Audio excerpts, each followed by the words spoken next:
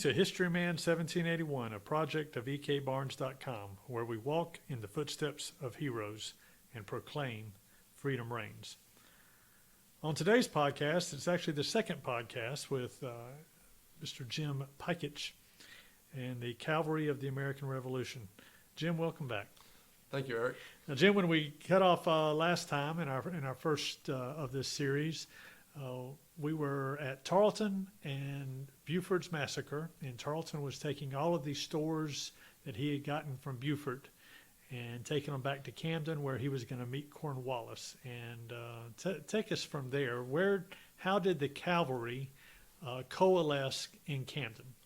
Okay, the British in Camden are, the British Legion is basically resting as are the other British troops. They're also suffering from the Carolina summer heat, to which they're not accustomed. So the actual battle itself occurred when? The Battle of Camden? No, the Buford's massacre. Buford's massacre is May 29th. So we're really getting into the hot season in South Carolina at that point. I mean, it's starting. The temperatures are starting to get up in the 80s, and come June they'll be in the 90s. Come July they may be in the hundreds at that point. How did the British cavalry maintain a unit here in Camden? Well, they didn't maintain it as well as Tarleton would have liked. Tarleton wanted to keep his force compact, ready to strike at the enemy. An insurgency was slowly starting to grow under Francis Marion and Thomas Sumter and other lesser-known commanders, and Tarleton liked to keep his unit together. Cornwallis had a tendency, and it's interesting to note that Henry Clinton at the time said that he was always worried of Cornwallis being beaten in detail. He wrote it in French, en détail. What do you mean by that? Cornwallis was a very talented battlefield tactician. In fact, he had studied tactics in the European continent, correct? Yeah, and he had performed very well under General Howe in the northern campaigns, including in flanking maneuvers. But once in independent command, Cornwallis never undertook a flanking maneuver. His tactics were always straightforward frontal assault, and it seemed that, and we see this later, and it's sort of out of our scope at Kings Mountain and Cowpens, with detachments of his army, if a detachment is outside of his immediate field of vision, it's almost as if they cease to exist, and he forgets about them. So Tarleton and Cowpens, I mean, when Tarleton sets out after Morgan on January 15th, 2 days before the battle, he writes to Cornwallis and says, I think you should move up the opposite side of Broad River. And Cornwallis writes him back and says, I'm leaving today. I agree with your suggestion, and I'll move today. And when Cornwallis meets Tarleton after Cowpens, when Tarleton returns to the camp, Cornwallis had not moved since the 15th and had not sent one letter to Tarleton saying he wasn't moving. My goodness. And so Tarleton was a little upset because what Cornwallis was doing was using the British Legion cavalry for escort duties to escort foraging groups, supply convoys. So this is in Camden. From Camden, and sending them all the way to escort convoys toward Charleston, to carry messages to the posts that are being established farther west at 96 in northeastern Georgia at Augusta. And there's a post at Cheraw at the time, held by the 71st Highlanders, who are Scottish and not used to this climate, and about half of their troops are sick and unable to do duty. So there are actually more posts, Hanging Rock, Rocky Mount. And Cornwallis has the cavalry running around everywhere as messengers and errand boys and escorts. And Tarleton's a little upset because he wants to keep the cavalry compact. He feels that the cavalry's strength is being frittered away. Right. The energy of the men, that they should be resting, refitting, training the recruits that he had picked up from some of the prisoners who had been captured, some of the loyalists locally who had wanted to join a unit, and Tarleton's unit, except for himself and his second in command, were all American loyalists. It always struck me that I felt like the British underestimated the expanse of the colonies, the expanse of the territory that they were hoping to subdue.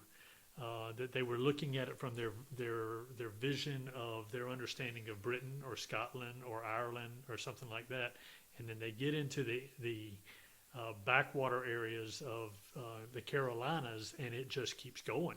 Yeah. You know, and Cornwallis couldn't get out of that. I mean, he was sending Tarleton all over the place.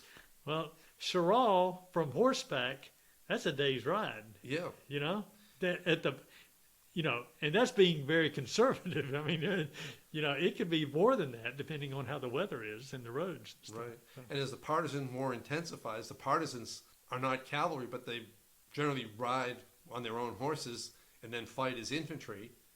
So they were able to move more quickly, and that's one of the problems Patrick Ferguson has trying to suppress a counterinsurgency in the northwestern part of the state, is that he's trying to pursue mounted men with infantry. And you just can't catch people.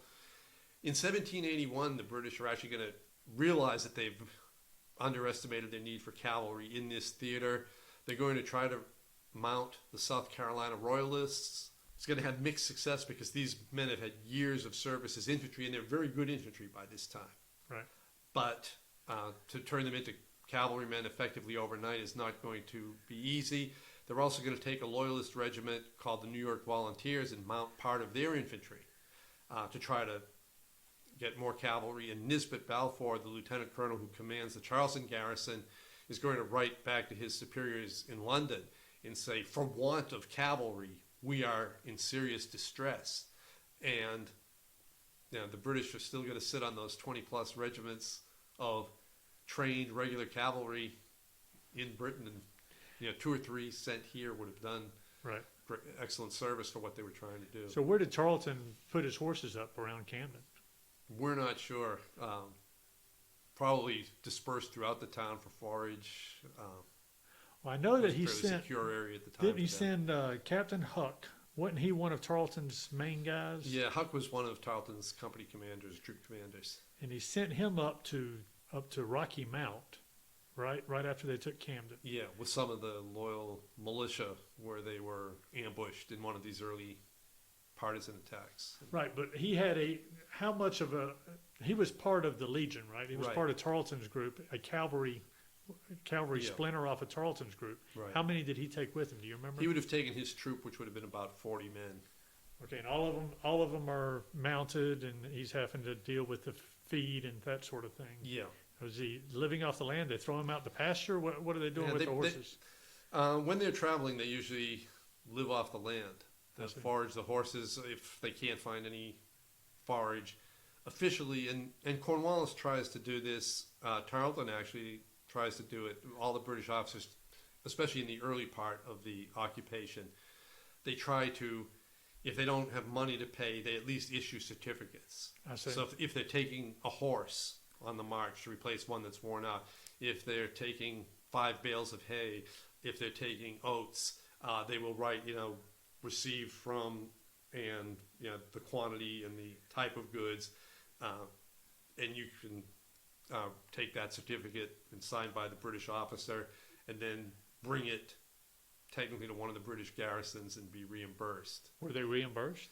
Some of them were. Is that right? Yeah.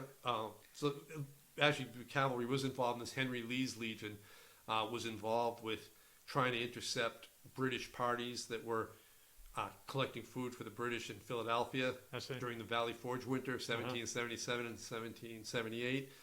And the reason they were out there, and this was a delicate situation for Washington, he didn't want Lee to intercept the farmers, which would have been the easy task. Lee had to intercept the British after they purchased the goods.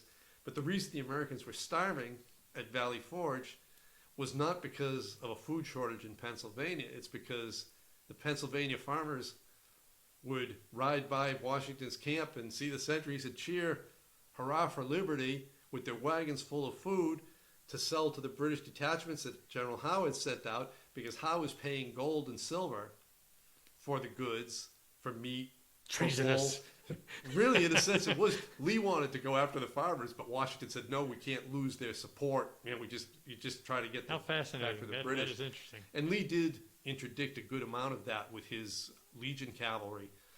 But yeah, Washington had nothing to offer except these certificates or continental paper money, which was next to worthless. So the When farmers had to make a living, they felt, and the British, how could... In the the back British country could of South Carolina, with other than the indigo and the rice and stuff, You didn't have very many farmers like that, did you? I mean, I mean, you had basically a subsistence farming economy, so the people didn't have a whole lot to spare. that's right. So, That's which right. of course, and then as the partisan warfare intensifies, of course, then the British start taking items from people, even though they're not authorized to do so. Lower ranking officers will just say, "Hey, these people are rebels. You know, we need so much forage, or we need, you know, so much corn, whatever item they want. We're just taking it because we consider this person a rebel." So that's their penalty for not returning to their allegiance. When did the American cavalry come in?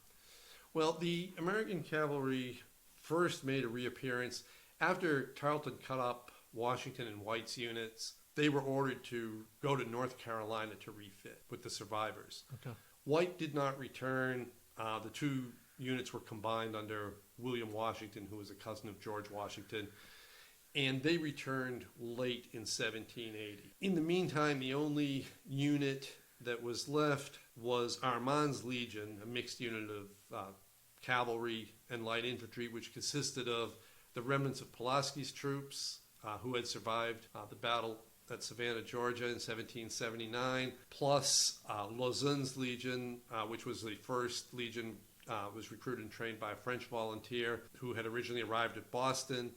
And so they amalgamated those units under Armand, and they were not in the field or active for very long.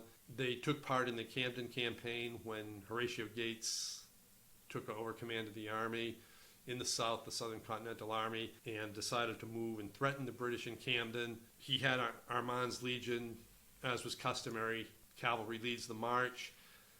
Cornwallis had decided that same day that he was going to march, and they had two armies march at the same time. Gates intending to take a position behind one of the creeks north of town where he can threaten Camden and hope he could get Cornwallis to do what he had gotten Burgoyne to do at Saratoga, attack him on highly unfavorable ground where he has a numerical advantage. He can then defeat the British army and force them either to withdraw from the Carolina interior or perhaps catch them on their retreat and defeat them and force them to surrender. So on the march, you have Armand at the front of his march. Yeah. They're not marching to attack Camden. They're marching to reposition their army on Right. favorable ground. Yeah. And then they meet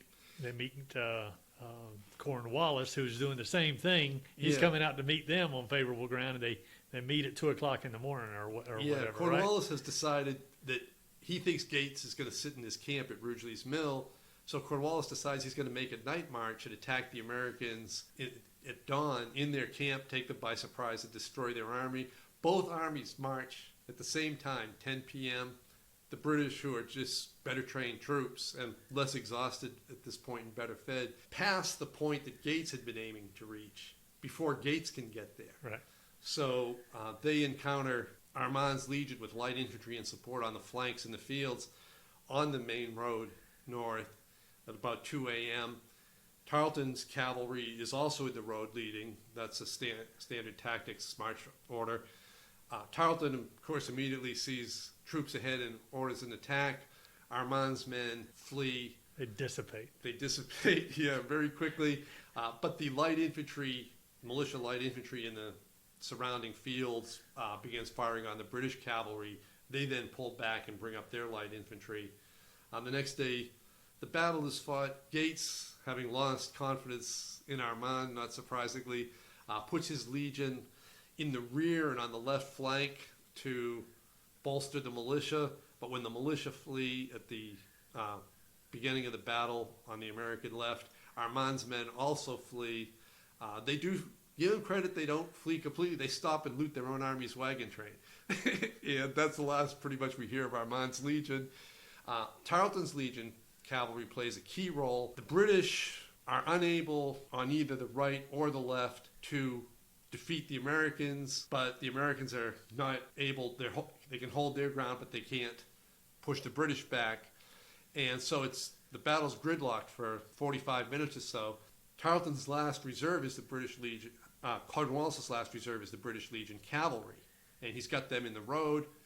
And he notices there's a gap of about 150 yards between the American right wing and their left wing. And so he sends Tarleton charging through the gap. Tarleton splits his men into two, one part going behind the American left wing, the other part going behind the American right wing. This dislocates their whole position. They flee, and Tarleton chases them 22 miles north of the battlefield, capturing the wagon train, the reserve artillery, a large number of prisoners, before he calls a halt to the pursuit and then comes back. So we see cavalry having a major role in this battle. Again, the British cavalry having the advantage. So literally, that's the end of any American cavalry in the South Carolina campaign, the Southern campaign at that point, right? Right.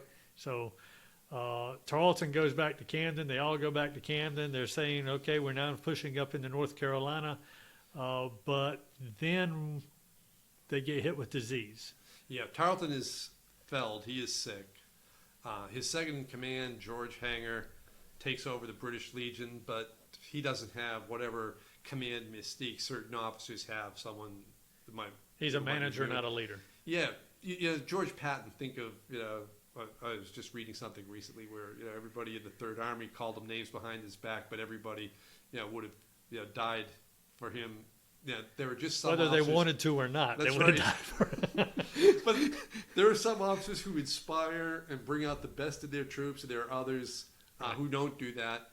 So, so Tarleton is laid low, and the British Legion doesn't really get into action significantly until later in the fall, when Tarleton is sent in pursuit of Marion. He isn't able to catch up with Marion. He still wants to do it, but then Cornwallis orders him back to pursue Sumter. Now, 2 days after the Battle of Camden, Tarleton had been sent after Sumter, and at Fishing Creek, he caught Sumter literally napping under a wagon, Right. and really devastated Sumter's command, freed a lot of prisoners that Sumter had taken, captured a lot of equipment that Sumter had taken from the British. So Sumter had been out of action for a while after that, recruiting, and Tarleton goes after Sumter. Cornwallis has mounted part of an infantry regiment to make up for the shortage of cavalry he's beginning to recognize they need. But again, these aren't trained cavalrymen. They get into an action at Blackstocks without orders. Tarleton ends up having to charge to extricate them from the American militia, and so he is repulsed. Sumter is wounded, but the British Legion is sort of losing its aura of invincibility. Is that the first time Tarleton loses at Blackstocks, or did he lose a battle down in Charleston before? No, that's really the first time he loses. Okay, all So, right.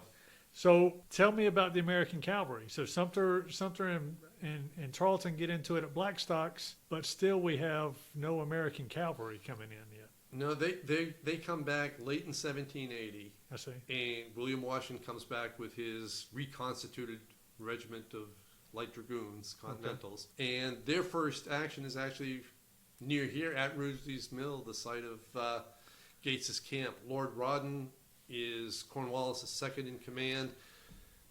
Cornwallis has begun his operations against Daniel Morgan in the Northwest, and Washington is actually collaborating with Morgan, but he swings down to threaten Camden.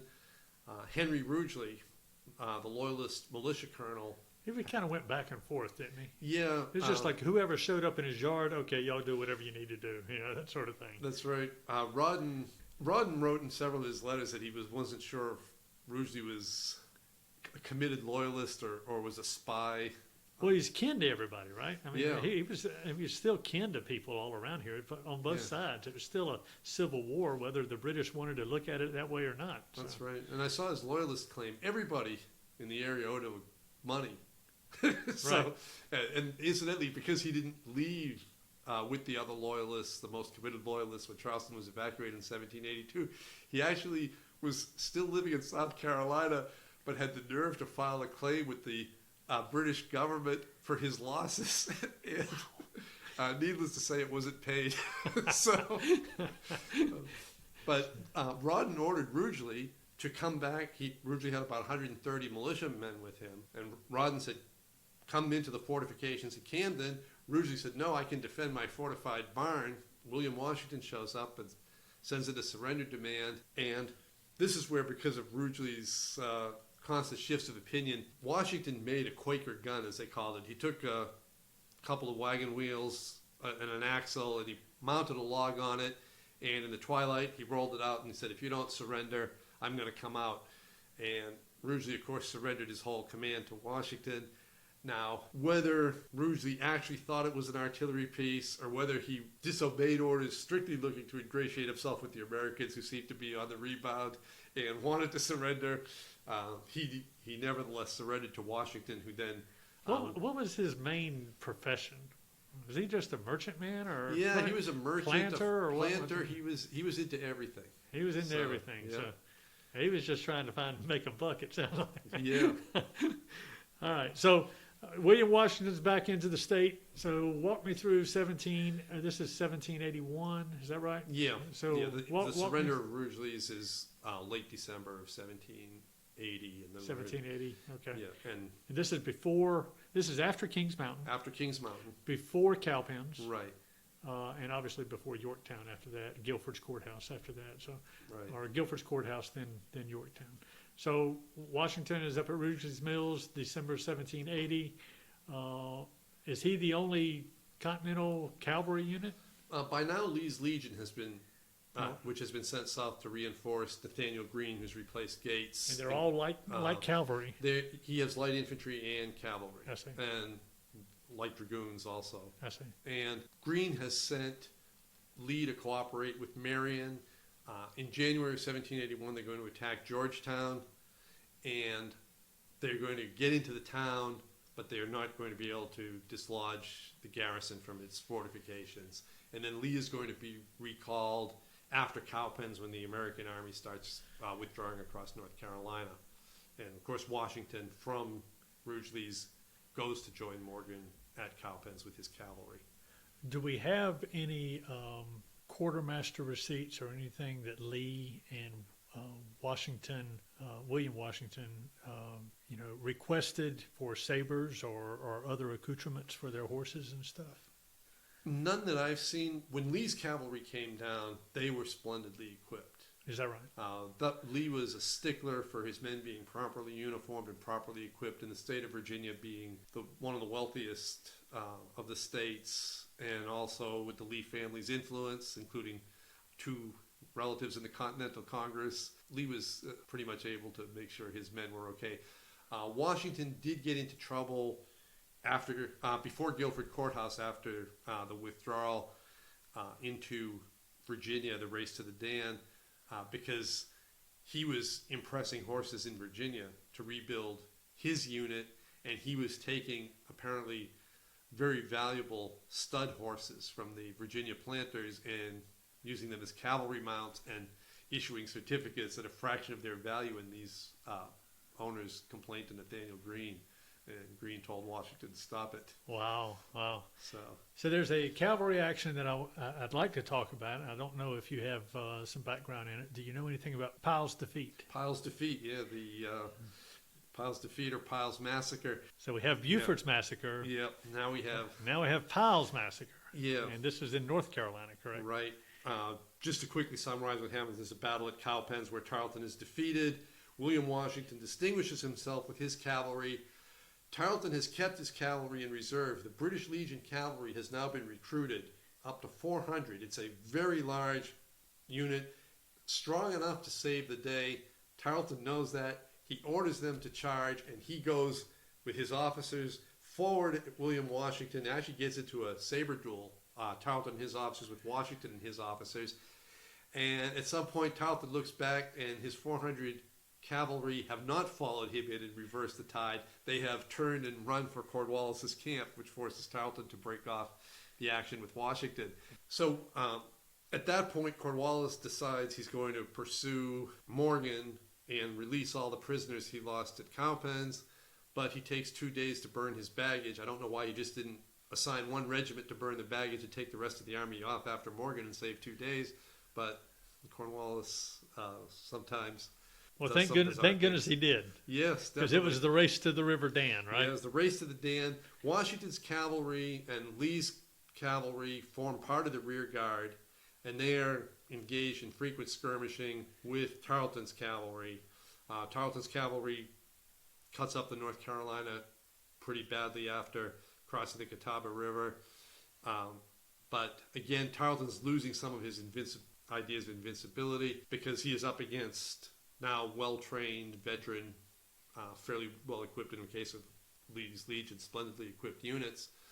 So, And by this point, it really was, the American cavalry was in par with the British cavalry at that point. yeah, and Lee pointed out that by the time of the race to the Dan, his men had excellent horses that they had procured in Virginia on the way south, and he described Tarleton's horses as marsh tackies, these small pony-like horses, because those first-rate horses that they had acquired when they first reached South Carolina by now have been worn out.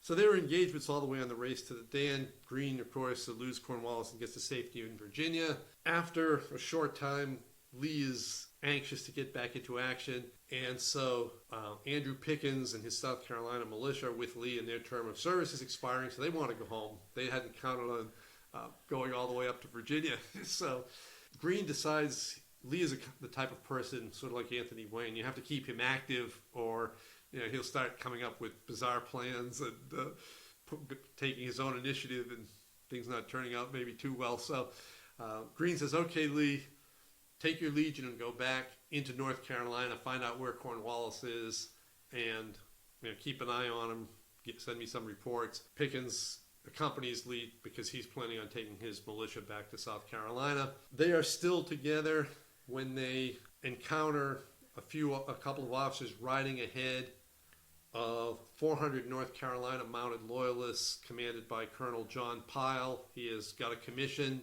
to raise troops to reinforce Cornwallis's army, and they are on the way to unite with Tarleton. Tarleton is out looking for them. Tarleton complained later, he said, the problem with Pyle, he said he would have been fine if they had come quickly, but they kept stopping at the houses of their friends and go in and have something to drink and say hello to somebody else. These weren't trained troops. They were raw militia. They had, of course, not served with the American militia, who had been the only ones in North Carolina to see extensive service, except for the Loyalist Regiment of refugees. So these men are untrained. They meet Lee and his officers, and Lee's men are wearing green jackets to signify, that's a signification of elite status. The Hessian Jaegers, who are elite light infantry, Lee's Legion and Tarleton's Legion, the Queen's Rangers, wear green jackets as a designation of Union, elite status rather than camouflage, let's say. Because certainly nothing else they wear is camouflage, but it designates their status, so they see these green uniformed troops and they assume that these are Tarleton's officers, so they make a report. It's actually Lee's officers, so Lee realizes that he has a chance to take them. He claimed in his memoirs that he wanted to, Pyle was at the rear of the column, and he wanted to get alongside them, and then when he reached Pyle, demand Pyle's surrender. And that was all. He said he didn't want any bloodshed if it could have been avoided. Some of the soldiers who were there recorded later in their pension applications that they had been told to wait for a signal and then to attack the loyalists. So there's some controversy over that. It's sort of the American version of the Waxhaws. But in any case, at some point, for whatever the reason, whether Lee says whatever word people are waiting for, or whether it's as some people said that some of Pyle's men saw Pickens's militia and realized they were rebels, at some point recognition dawns. Lee's men, who are prepared, immediately pitch into Pyle's men who have no sabers, who have rifles slung over their shoulders, or muskets slung over their shoulders, and they just begin cutting them up, killing about 90, wounding many more, and the survivors flee. A few of them reach Tarleton, but Pyle's force is destroyed by Lee and Pickens, and they were all very happy, as is Greene, because this is a center of North Carolina loyalism, and after these people see what happened to Pyle, Cornwallis says, nobody wants to come and join my army. Well, your army's been marching through winter storms, and they're starving, their clothes are worn out, they're barefoot, and now the men who did come to join your army have been slaughtered.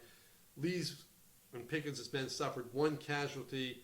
A man broke his leg when his horse was injured and fell on him.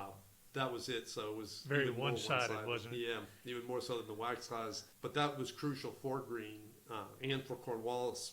Greene for not having to worry about loyalists turning out to support Cornwallis after this defeat. Sure. Cornwallis not getting this 400 men added to his strength, say at Guilford Courthouse, could have made the difference between driving Greene from the field and actually Sure. destroying Greene's army and Sure. capturing him. Thank you for that. That is a fantastic broad sweep of cavalry in the Southern campaign there, and I appreciate you sharing with us today. And if our listeners out there are interested, it's Cavalry of the Revolution. Is that correct? Yeah, Cavalry of the American Revolution. Of the American Revolution.